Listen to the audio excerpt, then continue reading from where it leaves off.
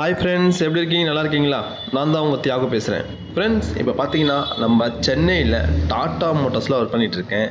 அதாவது யாருக்காவது நமக்கு tata ace, intra, V30, V50, V70 இந்த மாதிரி வண்டி ஏதாவது தேவைப்பட்டால் மேலே ஸ்க்ரீனில் ஒரு நம்பருக்கு கால் பண்ணுங்கள். இப்போ வந்து பார்த்தீங்கன்னா டாட்டா மோட்டார்ஸ் ஒரு வண்டி லான்ச் பண்ணியிருக்காங்க.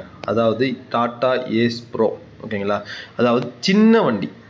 இந்த வண்டி தான் லான்ச் ஆகிருக்கு. அதுவும் இத்தனை மாடலா அப்படின்ற அளவுக்கு தான் இருக்குது ஃப்ரெண்ட்ஸ். ஓகேங்களா? அந்த அளவுக்கு ரொம்ப கம்ஃபர்டபுளான ஒரு வண்டியாக இருக்குது. ரொம்ப பார்க்க அழகாகவும் இருக்குது. முக்கியமாக அதோட பெயிண்டிங் வேறு லெவலில் இருக்குது ஃப்ரெண்ட்ஸ். ஓகேங்களா? வந்து ஓட்டி பாருங்கள், உங்களுக்கு கண்டிப்பாக பிடிக்கும். அது மட்டும் இல்லாமல் இந்த வண்டி எத்தனை மாடல் வந்திருக்குன்னு நம்ம பார்க்கலாம். ஓகேங்களா? அதாவது ஃபஸ்ட்டு வந்து பார்த்திங்கன்னா ஏஸ் ப்ரோ EV. ஓகேங்களா? இது எல்லாருக்கும் தெரிஞ்ச விஷயந்தான். ஏன்னா இப்போ டாடா மோட்டார்ஸ் அடி எடுத்து வைக்கிறதே பார்த்தீங்கன்னா ஃபஸ்ட்டு EVயில் தான் வைக்கிறாங்க. ஏன்னா EV தான் நமக்கு ஃபியூச்சர். ஓகேங்களா? ஏன்னா பொல்யூஷன் கண்ட்ரோல் பண்ணுறதுக்காக நிறைய ஸ்டெப் எடுத்து வைக்கிறாங்க. உண்மையாக வந்து ஒரு ஆன்சர் பண்ணலாம். அந்த அளவுக்கு இவங்க பொல்யூஷன் வந்து ரொம்ப கண்ட்ரோல் பண்ணுறதுக்காக வண்டி இது டெலிவரி பண்ணிகிட்டு இருக்காங்க. அந்த வகையில் இது வந்து டாட்டா ஏஸ் ப்ரோ EVன்னு சொல்கிறாங்க. ஓகேங்களா? இது வந்து பார்த்திங்கன்னா 150 கிலோமீட்டர் மைலேஜ் வருது ஃப்ரெண்ட்ஸ் உங்களுக்கு. இதுக்கான டீட்டெயில் வந்து நம்ம அடுத்த வீடியோவில் பார்க்கலாம். இப்போ வந்து பார்த்தீங்கன்னா ஏஸ் ப்ரோ பெட்ரோல். ஓகேங்களா? இது வந்து பார்த்திங்கன்னா இதுவும் சேம் அதே மாதிரி வண்டி தான். ஆனால் இது வந்து பெட்ரோலில் வந்து இயங்கும். ஓகேங்களா? இந்த வண்டி பார்த்தீங்கன்னா உங்களுக்கு டோட்டலாக வந்து பார்த்தீங்கன்னா எல்லா வண்டியும் ஒரே தான். 6.5. அதாவது நம்ம 3 வீலர் நீங்கள் வாங்குறதா மாதிரி இருந்தால் நீங்கள் இந்த வண்டி நீங்கள் ட்ரை பண்ணலாம். அதாவது 3 வீலர் பார்த்தீங்கன்னா ஒருத்தர் தான் போகிற மாதிரி உங்களுக்கு கம்ஃபர்டபுளாக இருக்கும். ரெண்டாவதாக ஒருத்தர் உட்காந்துனா இடிக்கிட்டு உட்காந்துட்டு போகிற மாதிரி இருக்கும்.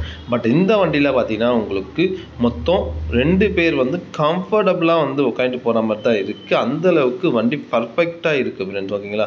நானும் எதிர்பார்க்கல இந்த வண்டி இவ்வளோ கம்ஃபர்டபுளாக இருக்குமான்றது. ஏன்னா பார்க்க சின்னதாக தான் இருக்குது. ஆனால் உட்காந்து பார்க்கும்போது தான் நல்லா குண்டாகவும் ஹைட்டாகவும் இருக்கிற ஒருத்தர் உட்காந்து வண்டி பார்த்தாரு. வண்டி அருமையாக இருக்குது, கம்ஃபர்டபுளாகவும் இருக்குது. வண்டி பிடிச்சி அவரும் புக் பண்ணிட்டு போயிருக்காரு ஃப்ரெண்ட்ஸ். ஓகேங்களா? இப்போது ஏஸ் ப்ரோ பைஃபியூல். ஓகேங்களா? இந்த பைஃபியூல் வந்து பார்த்திங்கன்னா சேம் வண்டியும் பார்த்திங்கன்னா அதே மாதிரி தான். ஆனால் பைஃபியூல்னால் என்ன அப்படின்னு பார்த்தீங்கன்னா ஒரு வண்டி சிஎன்ஜிலையும் அண்டு பெட்ரோல்லையும் இயங்குகிற ஒரு வண்டி இது.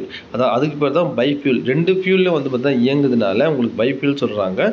இந்த வண்டி பார்த்தீங்கன்னா சிஎன்ஜியை பொறுத்த வரைக்கும் சொல்லவே தேவையில்லை. ஏன்னா மைலேஜ் வந்து அந்த அளவுக்கு உங்களுக்கு அதிகமாக தான் இருக்கும். ஓகேங்களா? ஏன்னா சிஎன்ஜி யூஸ் பண்ணுறவங்களுக்கு நல்லாவே தெரியும். உங்களுக்கு மைலேஜ் வந்து மினிமம் 28லேருந்து 32. ஆனால் நம்ம கம்பெனி அரேஞ்ச் பண்ணுறது பார்த்தீங்கன்னா 32 கிலோமீட்டர் வந்து மைலேஜ் வரும். ஓகேங்களா? அதேமாரி சிஎன்ஜி காலி ஆகிடுச்சு அந்த கவலை உங்களுக்கு வேண்டாம். 5 லிட்டர் டீசல் வந்து பெட்ரோல் வண்டி கொடுத்துருக்காங்க.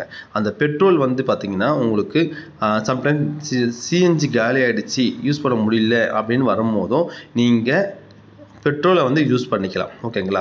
பெட்ரோல் யூஸ் பண்ணும் போதும் உங்களுக்கு எங்கேயாவது திடீர்னு காலி ஆகிடுச்சுன்னா நீங்கள் வண்டி ஓட்டிகிட்டே போயிட்டு நீங்கள் சிஎன்ஜி ஃபில் பண்ணி நீங்கள் ஓட்டிக்கலாம். ஓகேங்களா? அதே மாதிரி நான் ஒன்று சொல்கிறேன். இதில் வந்து அதிகமான ப்ராஃபிட் கிடைக்கும் உங்களுக்கு. ஏன்னா அதிகமான மைலேஜ் கிடைக்கிறதுனால உங்களுக்கு நிறைய ப்ராஃபிட் கிடைக்கிறதான வாய்ப்பு தான் அதிகமாக இருக்குது. மிஸ் பண்ணிடாதீங்க. ஓகேங்களா? அதேமாதிரி இந்த 3 மாடலும் பார்த்தீங்கன்னா உங்களுக்கு ஒவ்வொரு ரேட்லேயும் ஒவ்வொரு விதமாக உங்களுக்கு கிடைக்கும். அதனால் வந்து நீங்கள் டீலர்கிட்ட என்ன ரேட்டில் இருக்குன்றதை நீங்கள் கேட்டு தெரிஞ்சுக்கிங்க. ஓகேங்களா? அதேமாரி உங்களுக்கு நீங்கள் என்ன கேட்டகரியில் வண்டி எடுக்கிறீங்க, எதுக்காக எடுக்கிறீங்கன்றதை தெளிவாக தெரிஞ்சுக்கிட்டு எடுங்க. அதேமாதிரி இந்த வண்டிக்கான டீட்டெயில்ஸ் எல்லாமே போட்டிருக்கேன்.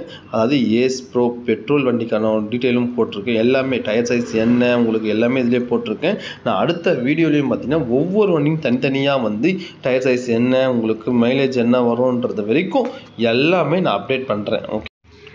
அதே மாதிரி ஃப்ரெண்ட்ஸ், நம்ம சேனலை சப்ஸ்கிரைப் பண்ணாதவங்க யாராவது இருந்தால் சப்ஸ்கிரைப் பண்ணிக்கிங்க. இனிமேல் ஒவ்வொன்றும் அப்டேட் வந்துகிட்டே இருக்கும். ஓகேங்களா? அது மட்டும் இல்லாமல் இந்த வண்டி யார் வாங்கலாம், யாருக்கு யூஸ் ஆகாதுன்றதை அந்த வீடியோவில் நம்ம தெளிவாக உங்களுக்கு பேசி சொல்கிறேன். அது மட்டும் இல்லை ஃப்ரெண்ட்ஸ், உங்களுக்கு உங்கள் ஃப்ரெண்ட்ஸ் இல்லை ரிலேட்டிவ்ஸ் யாராவது வண்டி உங்களுக்கு வேணும் அப்படின்னு உங்கள்கிட்ட கேட்டாங்கன்னா மறக்காமல் என் நம்பரை கொடுங்க. ஓகேங்களா? மறந்துடாதீங்க, என் நம்பரை கொடுங்க ஃப்ரெண்ட்ஸ். Okay, thank you friends. பாய்.